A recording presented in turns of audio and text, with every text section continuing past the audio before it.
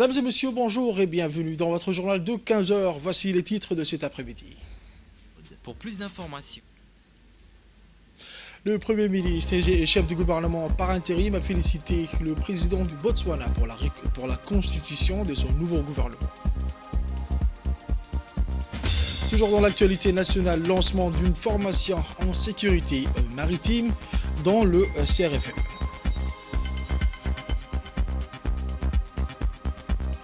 Au Nouvel Mondial au Moyen-Orient, Israël tue 35 Palestiniens à Jabalia. Le Qatar suspend la médiation. Les détails dans ce journal de 15 heures. Le journal au complet à présent, mesdames et messieurs, je vous le disais dans les titres, le Premier ministre et chef du gouvernement par intérim, son Excellence M. Abdelkader Kamel Mohamed, a adressé un message de félicitations à son Excellence Duma Boko, président de la République du Botswana, à l'occasion de la formation de son gouvernement. Dans son message, le Premier ministre djiboutien a salué cette transition exemplaire, marquant un tournant historique pour le Botswana et témoignant de la maturité démocratique du peuple botswanais. Il a exprimé la confiance du gouvernement djiboutien dans le leadership de M. Boko et dans sa capacité à guider le Botswana vers un avenir de paix, de stabilité et de prospérité. Le Premier ministre Abdelkader Kamel Mohamed a également souligné les liens d'amitié et de solidarité qui unissent Djibouti et le Botswana, fondés sur des valeurs et des aspirations communes. Il a réaffirmé l'engagement de Djibouti à renforcer la coopération bilatérale et à collaborer étroitement avec le Botswana dans les forums multilatéraux tels que l'Union africaine et les Nations unies, en vue de promouvoir le développement durable et la prospérité de l'ensemble du continent africain. M. Abdelkader Kamel Mohamed a conclu en adressant ses meilleurs vœux de succès à M. Duma Boko et à son gouvernement, tout en réitérant le soutien de la République de Djibouti à cette nouvelle ère pour le Botswana.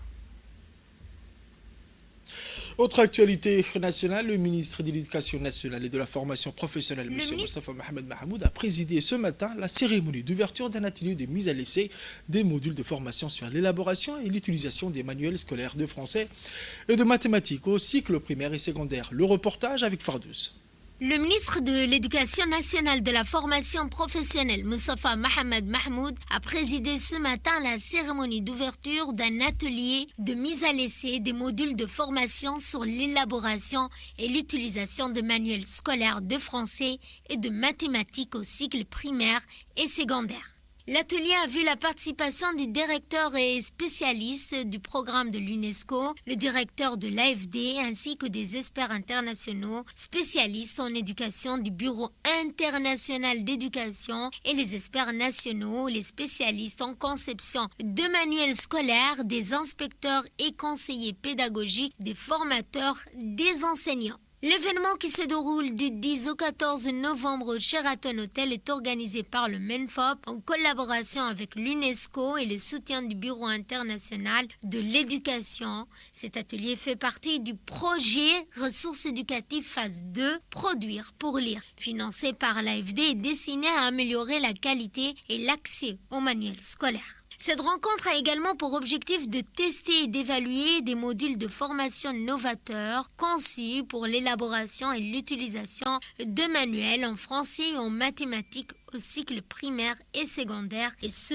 afin de répondre aux besoins spécifiques des élèves. Le ministre de l'Éducation nationale et de la formation professionnelle, Mostafa Mohamed Mahmoud, a mis l'accent sur le choix d'organiser cet atelier à Djibouti en raison de l'expertise reconnue à notre pays en matière d'élaboration des manuels scolaires et de formation des enseignants. Djibouti figure parmi les rares pays d'Afrique francophone à avoir développé de manière autonome ses propres curricula et manuels scolaires du préscolaire jusqu'à la terminale. Les travaux de l'atelier se sont ouverts par des échanges entre les experts et les praticiens et devront aboutir sur des recommandations fortes pour améliorer la qualité et l'accès aux manuels scolaires. On écoute les propos à cette occasion du directeur de l'AFD, M. Eric. Ce projet d'appui aux ressources éducatives mené avec le concours de l'UNESCO et le soutien de l'Institut français reflète pleinement notre engagement collectif pour cette cause. Nous avons déjà franchi une étape importante avec la phase de diagnostic et cet atelier représente une opportunité précieuse d'évaluer et de valider ensemble les modules de formation portant sur l'élaboration et l'utilisation des manuels scolaires de français et de mathématiques destinés aux enseignements du primaire et du secondaire. Je pense qu'il est essentiel que ces modules ne soient pas des simples modèles figés mais qu'ils deviennent des outils adaptables, en phase avec les réalités locales. Pour cela, il est nécessaire de travailler à leur adaptation en tenant compte des contextes pédagogiques, culturels et curriculaires de chaque pays. Pour conclure, si vous permettez, je citerai Malala Yousafzai, militante pakistanaise pour le droit à l'éducation et plus jeune lauréate du prix Nobel de la paix en 2014, qui disait « Un enfant, un enseignant, un livre et un crayon peuvent changer le monde ». Voilà qui résume bien l'importance de notre travail ici aujourd'hui. Mais rassurez-vous, on ne vous demande pas de changer le monde en une seule journée. Je crois d'ailleurs que vous avez 5 jours pour le faire. Comme vous le savez, il a été confié au Bureau international d'éducation, le BIE, qui est un institut spécialisé de l'UNESCO dans les curricula, de la conception de 2 modules. Un module sur la formation à l'élaboration des manuels et un module sur la formation à l'utilisation des manuels scolaires de mathématiques et de français. La mise à l'essai des modules de formation a pour but de garantir une adaptation de ces modules aux réalités et aux besoins des enseignants et des élèves dans une perspective d'innovation pédagogique et d'amélioration continue dans les enseignements du français et des mathématiques au primaire et au secondaire.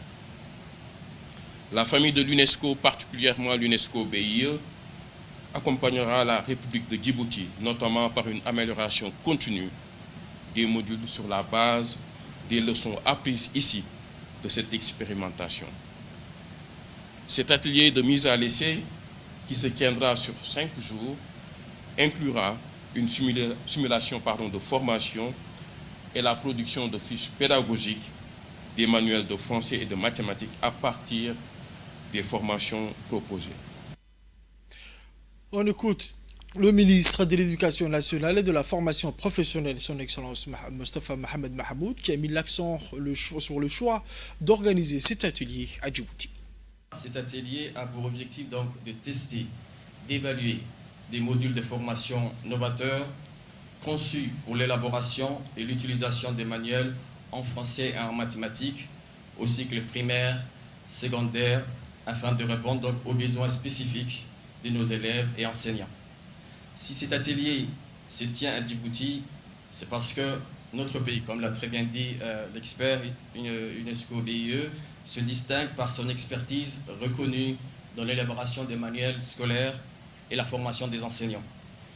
Djibouti, et ce n'est pas juste pour se vanter, figure bien sûr parmi les rares pays d'Afrique francophone à avoir développé de manière autonome ses propres curricula et manuels, du préscolaire jusqu'à la classe des terminales.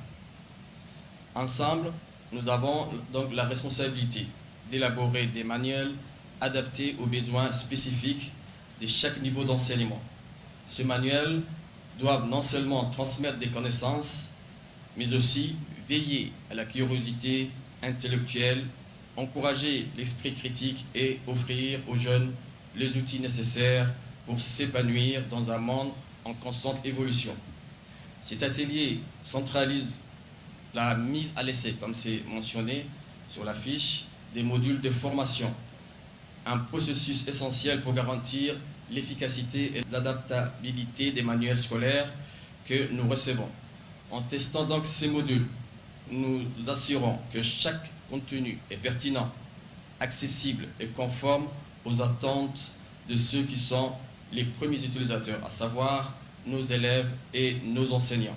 Ensemble, nous souhaitons des manuels vivants et innovants qui facilitent l'apprentissage et donc favorisent une pédagogie active centrée sur l'élève. L'innovation pédagogique est aujourd'hui une priorité stratégique. Elle est au cœur de notre démarche, car nous savons que les méthodes d'enseignement doivent évoluer pour préparer nos jeunes aux défis du XXIe siècle.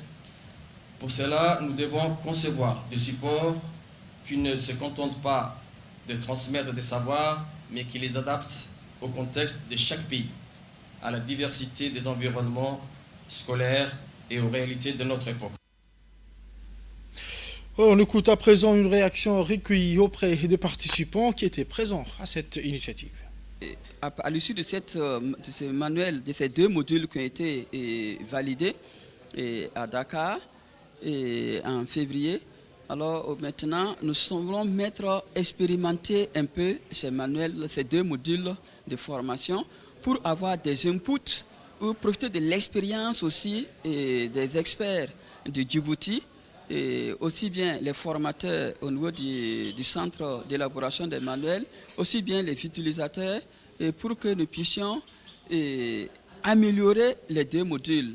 Déjà à l'atelier sur les manuels scolaires la semaine passée, et nous avons vu l'exposition même des manuels scolaires. Donc en tout cas, nous avons espoir que nous profiterons au maximum des expériences des Djiboutiens en matière de manuels scolaires. Autre actualité de ce journal, la Commission des finances, de l'économie générale et du plan a entamé aujourd'hui l'examen du projet de loi des finances rectificative pour l'exercice 2024 qui vise à ajuster les prévisions budgétaires de l'année en fonction de la conjoncture économique actuelle et des nouvelles priorités du gouvernement. Cette réunion présidée par l'honorable Charmark Moussa Are a réuni l'ensemble des membres de la Commission des finances avec la participation du ministre du Budget, M. Ousmane Ibrahim Roble, accompagné de hauts responsables de son ministère. La réunion a permis de présenter les ajustements budgétaires proposés et d'exposer les grandes lignes de nouvelles orientations financières. À l'issue des discussions approfondies et constructives sur les recettes de l'État, la Commission des finances, de l'économie générale et du plan a prévu de poursuivre ses travaux dans les jours à venir pour mener un examen minutieux dans la partie dépenses du projet de loi des finances rectificatif, connu dans son acronyme la PLFR.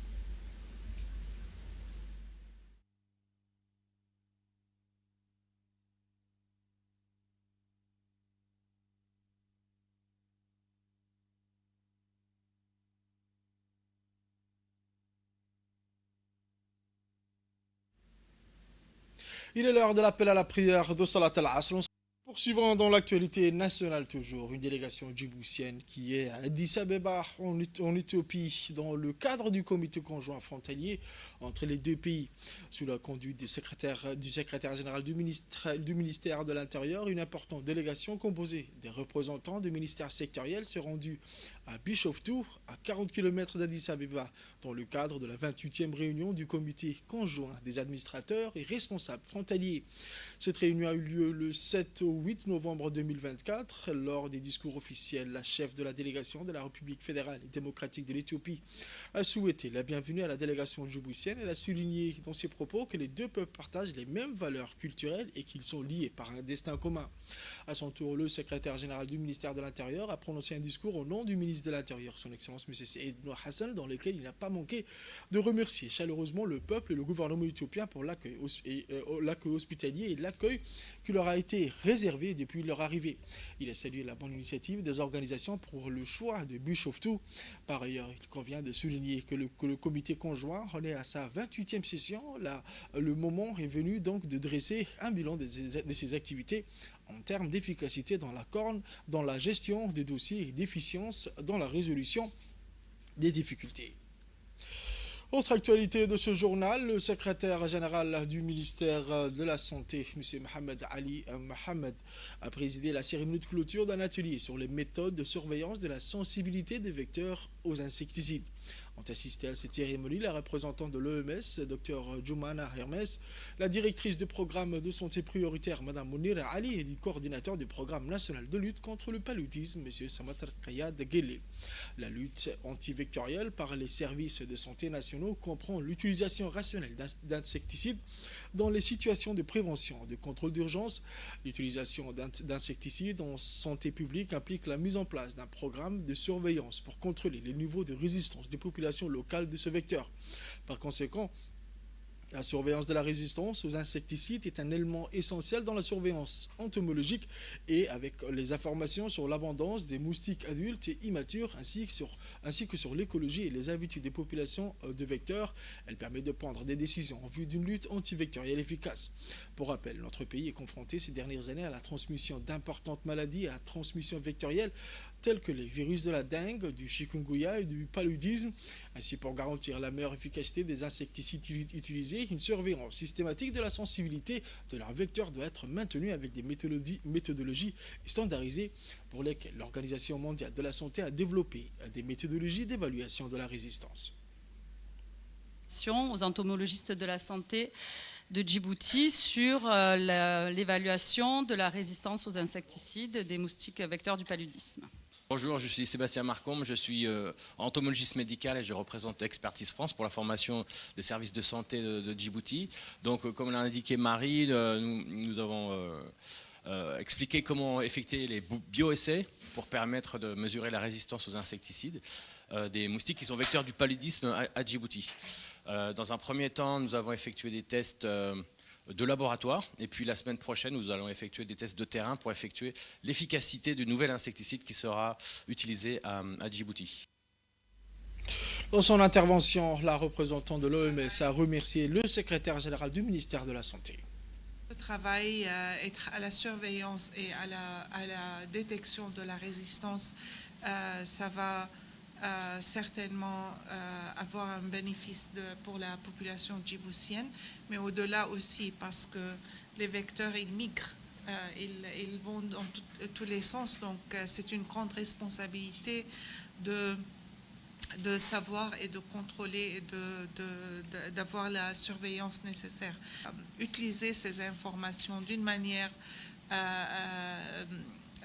stratégique et d'une manière informée par l'évidence, les interventions et pour planifier quels insecticides on va utiliser et comment on va les utiliser, à quelle dose et tout ça. Donc c'est très très très important et bravo.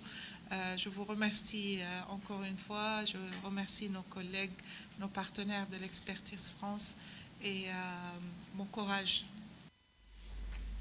Dans son intervention, le secrétaire général du ministère de la Santé a réitéré ses remerciements à tous les partenaires engagés dans la lutte contre le paludisme et s'engage à l'élargissement de la base des connaissances pour la réalisation d'études épidémiologiques. La lutte contre le paludisme constitue l'une des principales priorités du ministère de la Santé. Vous êtes sans ignorer que cette lutte repose sur deux piliers majeurs, dont la prise en charge des cas et la lutte antivectorielle. Les interventions antivectorielles font appel à des produits insecticides pour la pulvérisation intradomiciliaire, l'imprégnation des moustiquaires ainsi que la destruction des larves. L'usage presque universel de ces produits chimiques contribue à l'apparition de résistance chez nombre de vecteurs du paludisme dans le monde. Cette situation est particulièrement préoccupante chez les espèces africaines, spécifiquement Anopheles stephensis. Dans le cadre de l'intensification des efforts pour suivre la résistance aux insecticides, le ministère de la Santé, avec l'appui technique et financier de l'Expertise France et de l'OMS, a initié cette formation de formateurs sur les méthodes de surveillance et la sensibilité des vecteurs aux insecticides. Cette formation, qui a duré du 3 au 4 novembre 2024, vise à doter le pays des ressources humaines compétentes pour planifier et mettre en œuvre des stratégies nationales de gestion de la résistance aux insecticides. Ces ressources humaines constituent un atout essentiel pour le plaidoyer en faveur des outils innovants de la lutte antivectorielle pour assurer la réalisation d'un suivi entomologique. Ce matin, le Centre régional de formation maritime a organisé une cérémonie de lancement d'une formation dédiée à la sécurité maritime en faveur des agents de la garde-côte de la Marine nationale ainsi que des représentants des pays amis. Cet événement s'inscrit dans le cadre des efforts continus pour renforcer la coopération internationale et la sécurité en mer. Cette cérémonie a été présidée par Mme Mina Hussein de Ali, directrice du Centre régional de formation maritime, en présence des personnalités de haut niveau, notamment le commandant de l'opération de l'Union européenne pour la sécurité maritime, M. Armando Valente-Tinoco, l'ambassadrice de l'Union européenne à Djibouti, Mme Denisa Elena, et le chef d'état-major général des armées, le général de corps d'armée, le général Zekri Cheikh Ibrahim Bor. Est également présent à cette occasion le commandant de la Marine nationale, le colonel Ahmed Daher Jama, et le commandant de la garde-côte djiboutienne, le colonel Waïs Omar Bogore. Cette formation qui s'adresse au personnel des forces maritimes djiboutiennes ainsi qu'aux partenaires régionaux a pour objectif de renforcer les capacités en matière de sécurité maritime et de lutte contre les menaces qui pèsent sur les voies maritimes internationales comme la piraterie, la pollution maritime et le trafic illégal.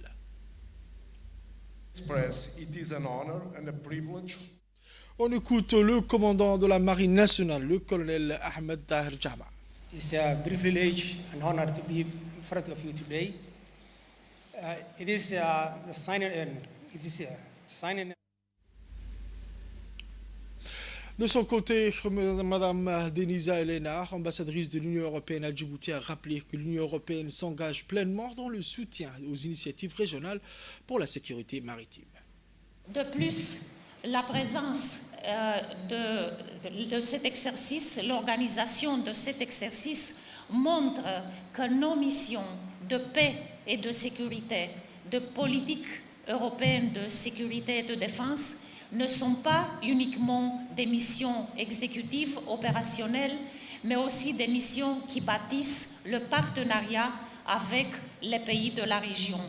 Je me rappelle mes premiers échanges avec le commandant de l'opération UNAFOR Atalanta, l'amiral Ignacio Villanueva Serrano, sur l'importance de leur partenariat avec le centre régional. Cela m'amène, Madame la directrice, à vous exprimer mes sincères remerciements et félicitations pour le travail accompli, notamment pour la préparation de cet exercice, mais aussi pour bâtir les futures opportunités de collaboration et de partenariat. Nous avons aujourd'hui 2 opérations CSDP, donc de politique de sécurité et de défense commune dans la région, dont l'opération Atalanta et l'opération Aspides. L'opération Aspides, une opération défensive, a vu le jour en février 2024, mais elle s'est appuyée sur le travail mené depuis 2008 par l'opération Atalanta. Et c'est pour ça que je suis heureuse d'avoir parmi nous aujourd'hui le commandant de la force de cette mission, Commodore Armando Pereira da Costa Valente Tinoco, qui apporte avec lui une énorme quantité d'expérience et de connaissances dont je suis sûre les participants pourront bénéficier tout au long de cette formation. Madame Momin Hussein Douali, directrice du Centre régional de formation maritime, a souligné l'importance de cette initiative. Mesdames et messieurs, le Centre régional de formation maritime a le plaisir de vous accueillir à cet exercice régional de Doralé. Permettez-moi, par la même occasion, de remercier notre partenaire, UNAFOR, pour avoir fait le choix d'organiser conjointement cet exercice régional avec le centre qui vous accueille aujourd'hui. Nous sommes ici, réunis, dans le cadre d'un événement majeur pour le développement de notre coopération et la consolidation de notre sécurité maritime dans cette région de la mer Rouge et de l'océan Indien. La région de la mer Rouge, en particulier, avec ses ramifications stratégiques et son rôle central dans les échanges maritimes mondiaux, fait face à des défis complexes.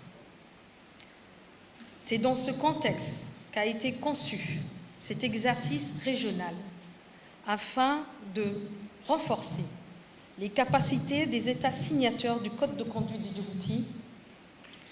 Cet exercice offre l'opportunité pour nos États de partager leur expérience, d'échanger autour des bonnes pratiques et de renforcer leur coordination et collaboration sur les défis et les questions essentielles à la sécurité maritime de la région.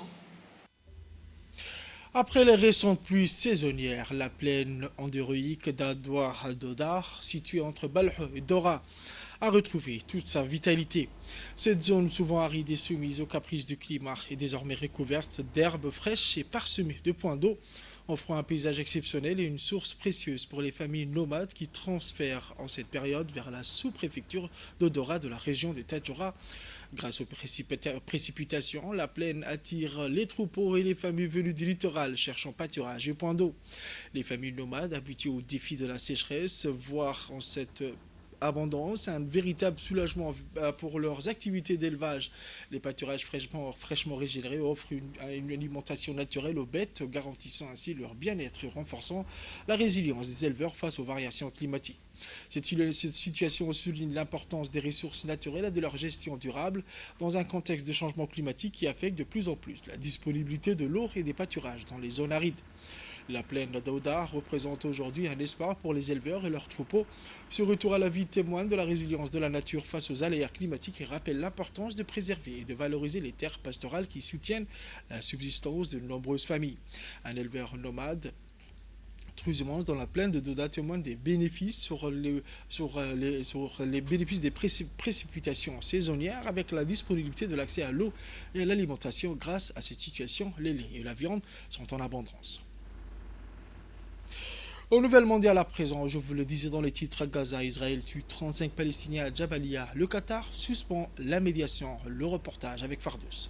À Gaza, Israël tue 35 Palestiniens à Jabalia. De nombreuses autres personnes ont été blessées lors de l'attaque israélienne qui a visé une maison dans la ville de Jabalia. Selon un témoin oculaire cité par l'agence Wafa, la maison était pleine de femmes et d'enfants qui avaient été déplacés de différentes parties de Gaza. Israël poursuit son offensive dévastatrice sur la bande de Gaza. Depuis le 7 octobre 2023, l'assaut a fait plus de 43 500 victimes et rendu l'enclave presque inhabitable. Israël fait face à une affaire de génocide devant la CIJ, la Cour internationale de justice, pour ses actions dans l'enclave sous blocus. Le chef de l'UNRWA, Philippe Lazarni, a déclaré que la famine est susceptible de sévir dans le nord de Gaza. La famine imminente dans le nord de Gaza est causée par l'homme, a-t-il lancé, accusant de nouveau Israël d'utiliser la faim comme une arme de guerre contre l'enclave palestinienne. Il a également ajouté que cette situation prive les habitants de Gaza des éléments de base, notamment la nourriture. Le ministère qatari des Affaires étrangères a nié des informations publiées par des agences de presse sur le retrait de Doha des négociations entre Israël et le Hamas. Le ministère a indiqué que les informations qui circulent sur le retrait du Qatar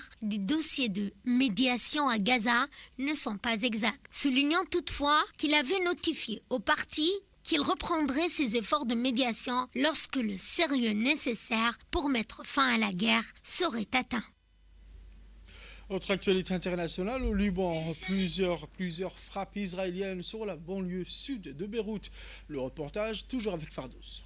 Une série de frappes israéliennes a touché le Liban dans la journée de samedi, causant plusieurs dizaines de morts selon les autorités locales. Dans un nouveau bilan général de la guerre israélienne contre le Liban, le ministère de la Santé dénombre désormais 3136 tués, 13 979 blessés. Le ministère a aussi indiqué qu'au moins 11 personnes de plus ont été tuées dans des raids israéliens sur le sud du pays dans des frappes effectuées dans la journée. Il a aussi mis à jour son bilan des frappes israéliennes qui ont ciblé Beka et plus précisément la région de Belbek. Au Liban, la guerre a commencé le 8 octobre 2023 mais a pris une tournure dramatique le 23 septembre 2024 avec une escalade israélienne sans précédent. Les régions les plus touchées se trouvent au sud du Liban, dans la Beka et dans la banlieue sud de Beyrouth, mais il y est arrivé que des véhicules ou des appartements soient ciblés dans d'autres régions.